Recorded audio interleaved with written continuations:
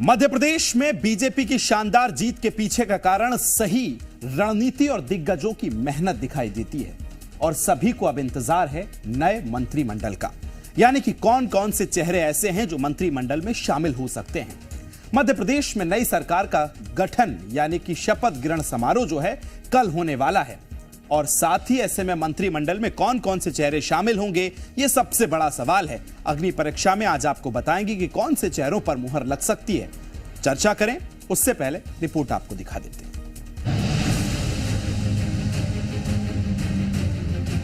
मध्य प्रदेश में सीएम के नाम का ऐलान होने के बाद अब वो सवाल सूबे की सियासत में घूमता नजर आ रहा है कि आखिर नई सरकार का मंत्रिमंडल कैसा होगा, जिस आधार पर मंत्रिमंडल में नेताओं को जगह मिलेगी।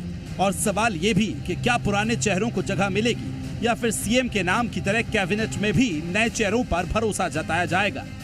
प्रदेश की मोहन सरकार की कैसी होगी मिनिस्ट्री? क्या शिवराज सरकार के मिनिस्टर रिपीट होंगे या फिर मोहन सरकार में नए मिनिस्टर बनाए जाएंगे? मुख्यमंत्री पर सस्पेंस हट गया मध्य प्रदेश में, लेकिन अब मंत्रियों को लेकर सस्पेंस हाई नजर आ रहा है। कैसा होगा आखिरकार मोहन सरकार का मंत्रिमंडल? सबसे पहले कुछ नाम आपको बताते हैं जिन्हें लेकर सुगबुगाहट तेज है कि ये चेहरे कैबिनेट में शामिल हो सकते हैं। मंत्री पद के दावेदार उषा ठाकुर, भूपेंद्र सिंह, गोपाल भार्गव, तुलसी सिलावट, गोविंद सिंह राजपूत, विजय शाह, ओम प्रकाश सकलेचा, प्रद्युम्न सिंह तोमर, रीति पाठक, प्रभुराम चौधरी, कृष्णा गौर, विश्वास सारंग। नामों की लिस्ट और भी ज्यादा लंबी है, लेकिन आलाकमान किस किस पर भरोसा जताता है ये एक बड़ा सवाल है। ब्यूरो रिपोर्ट, जी मीडिया। आइए अब उन चेहरों के बारे में आपको बता देते हैं जिन्हें मंत्रिमंडल में जगह मिल सकती है। इनमें सबसे पहला नाम है उषा ठाकुर का, जो कि 2003 में पहली बार विधायक बनी। 2020 में शिवराज मंत्रिमंडल में मंत्री बनी। उषा ठाकुर महिलाओं की समस्याओं को लेकर हमेशा मुखर रहती हैं। अब अगला नाम है भूपेंद्र सिंह का। बीजेपी के कद्दावर नेताओं की लिस्ट में जो शामिल है, सीएम शिवराज के करीबी माने जाते हैं। 2018 में दूसरी बार ये मंत्री बने थे। इस क्रम में तीसरा नाम आता है गोपाल भार्गव का। 1985 में पहली बार रहली सीट से चुनाव लड़े। लगातार 2023 तक रहली से जीत हासिल की। ओबीसी और ब्राह्मण वोटर्स में अच्छी खासी पकड़ रखते हैं और सीनियर भी हैं। अब आगे बढ़ते हैं। इसी क्रम में नाम आता है तुलसी सिलावट का। 1985 में पहली बार विधायक चुने गए। सिंधिया के साथ बीजेपी में शामिल हुए। मालवा निमाड़ क्षेत्र में अच्छी खासी पकड़ ये भी रखते हैं। नाम आता है गोविंद सिंह राजपूत। सिंधिया परिवार के करीबी हैं गोविंद सिंह। साथ ही 2020 में सिंधिया के साथ बीजेपी में शामिल हुए थे। शिवराज सरकार में मंत्री पद भी मिला और सीनियर भी माने जाते हैं। अगले क्रम में नाम आता है विजय शाह का। 1990 से लगातार बीजेपी उम्मीदवार रहे हैं। विजय शाह हरसूद सीट पर जीत उन्होंने प्रचंड हासिल की थी। 8 पारी में 5 मंत्रालय की जिम्मेदारी भी निभा चुके हैं। अब नाम आता है ओम प्रकाश सकलेचा का। 2020 में कांग्रेस से बगावत कर शिवराज सरकार में मंत्री बने। एमएसएमई के साथ विज्ञान और प्रौद्योगिकी की जिम्मेदारी इनको मिली थी। इसी क्रम में नाम प्रद्युम्न सिंह तोमर का भी है। 2020 में बीजेपी में शामिल हुए। शिवराज सरकार में ऊर्जा मंत्रालय मिला। ग्वालियर संभाग से मजबूत पैठ भी ये रखते हैं, वहां अच्छा खासा वर्चस्व है। अब नाम आता है प्रभुराम चौधरी का। 1985 में पहली बार विधायक बने थे। वहीं 2020 में ज्योतिरादित्य सिंधिया के साथ कांग्रेस छोड़ बीजेपी में शामिल हुए, जिनके बाद शिवराज सरकार में कैबिनेट मंत्री भी बने और उपचुनावों में सबसे ज्यादा वोट का अंतर से इन्होंने जीत हासिल भी की थी। अब नाम आता है विश्वास सारंग का। 2008 में पहली बार नरेला सीट, जो कि भोपाल की एक सीट है, वहां से विधायक बने। 2013 में पहली बार शिवराज सरकार में मंत्री मंडल में शामिल हुए। सारंग लगातार 4 बार के नरेला सीट से विधायक चुने जा चुके हैं। नरेला सीट धीरे धीरे विश्वास सारंग का गढ़ बनती जा रही है। शिवराज सरकार में मंत्री भी हैं। रीति पाठक का नाम इस लिस्ट में आ रहा है। सीधी लोकसभा सीट से सांसद रह चुकी हैं। 2014 में पहली बार सांसद चुनाव में रीति ने सांसदी का चुनाव जीता। वहीं 2023 में पहली बार सीधी विधानसभा से चुनाव लड़ा और जीता। अब बताया यह भी जा रहा है कि एमपी के मंत्रियों की लिस्ट में आलाकमान की पहली पसंद रीति पाठक भी नजर आ रही हैं। भोपाल से एक और नाम निकल रहा है, कृष्णा गौर का। 2018 में पहली बार विधायक बनी। वहीं 2023 के विधानसभा चुनावों में महिला विधायकों में सबसे बड़ी जीत दर्ज करने वाली विधायक कृष्णा गौर बनी है। दिग्गज राजनेता बाबूलाल गौर की बहू कृष्णा गौर हैं, जो कि कद्दावर नेता भी अब धीरे धीरे क्रम में बढ़ती जा रही है। ये वो नाम हैं जो लगातार मंत्रिमंडल में शामिल होने को लेकर इस रेस में सबसे आगे चल रहे हैं। खबर को विस्तार देंगे, भोपाल से मेरे सहयोगी अजय दुबे मेरे साथ लाइव जुड़ गए।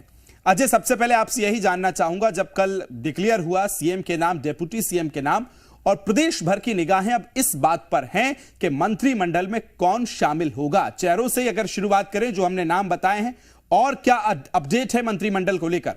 अजय।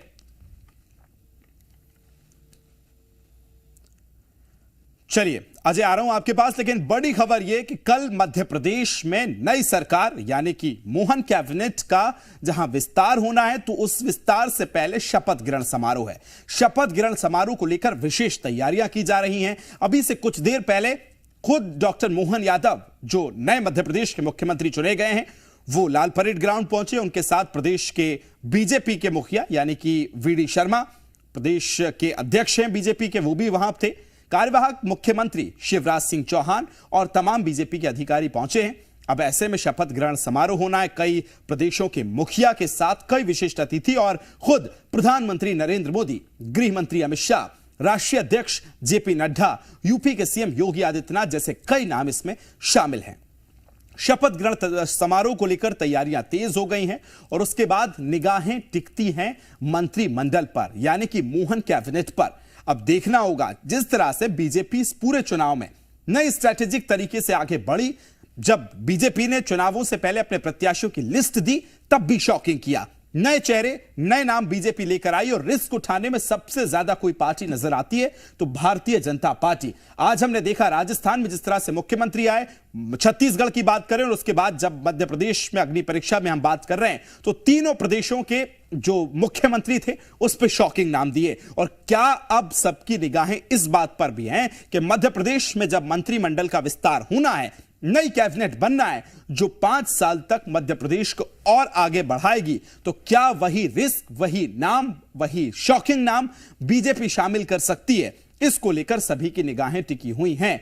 और यह भी बड़ी बात है कि शिवराज सिंह चौहान, प्रहलाद पटेल और साथ में कैलाश विजयवर्गीय, क्या इनको महत्वपूर्ण भूमिका मंत्रिमंडल में मिलती है या फिर केंद्र की तरफ और दिल्ली की तरफ इनको रुख कराया जाएगा? सहयोगी अजय दुबे मेरे साथ जुड़े हुए हैं। अजय, सबकी निगाहें कल शपथ ग्रहण समारोह पर तो हैं ही, लेकिन उसके बाद एक ही सवाल कि मंत्रिमंडल का विस्तार कब होगा और कौन से बड़े चेहरे होंगे जो इस बार महत्वपूर्ण भूमिका निभाते नजर आएंगे? अजय।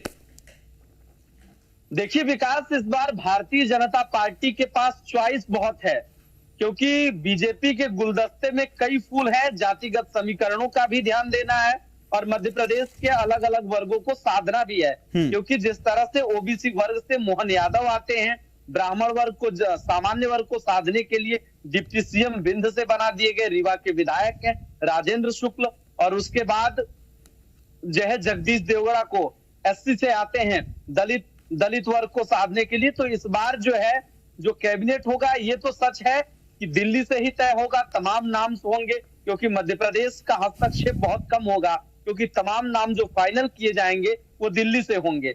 लेकिन जो बातें निकल कर आ रही हैं, अब खुद वीडी शर्मा जो प्रदेश अध्यक्ष हैं, उन्होंने कहा कि कल 2 ही लोग, एक सीएम और 2 डिप्टी सीएम ही शपथ लेंगे। लेकिन कैबिनेट में नाम कई हैं, क्योंकि बड़े बड़े दिग्गज हैं जो चुनावी मैदान में है, जीत कर भी आए हैं। आखिर भारतीय जनता पार्टी उन्हें कहां सेट करेगी? कयास लगाए जा रहे थे, वैसा सच भी हुआ, क्योंकि नरेंद्र सिंह तोमर की बात करें तो वो सीनियरिटी के आधार पर विधानसभा अध्यक्ष बना दिया गया। उसके बाद आप गिनते चलिए तो कैलाश विजयवर्गीय आते हैं। कैलाश विजयवर्गीय कद्दावर नेता हैं, भारतीय जनता पार्टी में महामंत्री हैं और उसके साथ साथ विधायक भी हैं, तो उनको अच्छा अनुभव भी है। अलग अलग जगह जब चुनाव होता है तो प्रभारी भी बनाए गए हैं। तो कैलाश विजयवर्गीय, उसके बाद चले आइए नरसिंहपुर से विधायक प्रहलाद पटेल हैं। महिलाओं में जो है रीति पाठक है, विंध्य से आती हैं, 2 बार की सांसद हैं, पहली बार चुनावी मैदान में खड़ी हुई, जबकि उनके प्रतिद्वंदी केदार शुक्ला बागी भारतीय जनता पार्टी के लिए दिक्कत पैदा कर सकते हैं। लेकिन ऐसे वक्त में रीति पाठक जीत कर आती हैं, ये बड़ी चुनौती थी। तो वो भी इस कैबिनेट में मेंबर हो सकती हैं, उससे वो भी कुछ ना कुछ उनको पद, कुछ न, चाहे महिला बाल विकास हो, चाहे क्योंकि महिलाएं हैं तो क्योंकि महिलाओं की बात केंद्र भी करता है, राज्य भी लाडली बहनाओं की योजना के जरिए अलग अलग तरीके से महिलाओं को तवज्जो सरकार देती है। तो महिलाओं की बात करें तो जो है रीति पाठक भी हो सकती हैं, कृष्णा गौर जो है बड़े मार्जिन के साथ जीत कर आई हैं तो वह भी हो सकती हैं। तो तमाम जो है महिलाओं पर भी कहीं ना कहीं भारतीय जनता पार्टी कुछ अपने कैबिनेट में नाम शामिल करेगी। विश्वास सारंग पहले चिकित्सा शिक्षा मंत्री थे, वो भी लगातार जीत कर आ रहे हैं, तो उनको भी मंत्रिमंडल में शामिल किया जा सकता है। गृह मंत्रालय जो कि नरोत्तम मिश्रा थे, अब हार गए हैं, वो भी जगह खाली है, तो उसको किसको देंगे? क्योंकि गोपाल भार्गव की बात कर ली बुंदेलखंड से, तो वो भी पीडब्ल्यूडी मंत्री थे, बिल्कुल उनको भी कैबिनेट प्रबल में दावेदार जगह भी मिलना माने जा रहे हैं। लेकिन अजय एक चीज और बताइए, जब हम मंत्रिमंडल की तरफ, प्रदेश के मंत्रिमंडल की तरफ बढ़े, उससे पहले एक महत्वपूर्ण मेरा सवाल यह भी है कि जो बड़े नाम है, चाहे शिवराज सिंह चौहान हो, प्रहलाद पटेल और कैलाश विजयवर्गीय, इन तीनों पर सबकी निगाह है। क्या इनको वापस केंद्र का रास्ता भी दिखाया जा सकता है? दो केंद्र में भेजे जा सकते हैं? क्या संगठन की बड़ी जिम्मेदारी मिल सकती है? इस पर भी क्या सुगबुगाहटें हैं अजय? देखिए, शिवराज सिंह चौहान सीएम रहे हैं, 18 सालों का कार्यकाल, मध्य प्रदेश में लोकप्रियता के मामले में कोई नहीं है, कोई तोड़ नहीं है, कोई उनके बराबर है भी नहीं, क्योंकि उनकी आम जनता के बीच, महिलाओं के बीच, युवाओं के बीच, हर वर्ग में सीएम शिवराज सिंह चौहान की अपनी एक छवि है, अपना एक व्यक्तित्व है।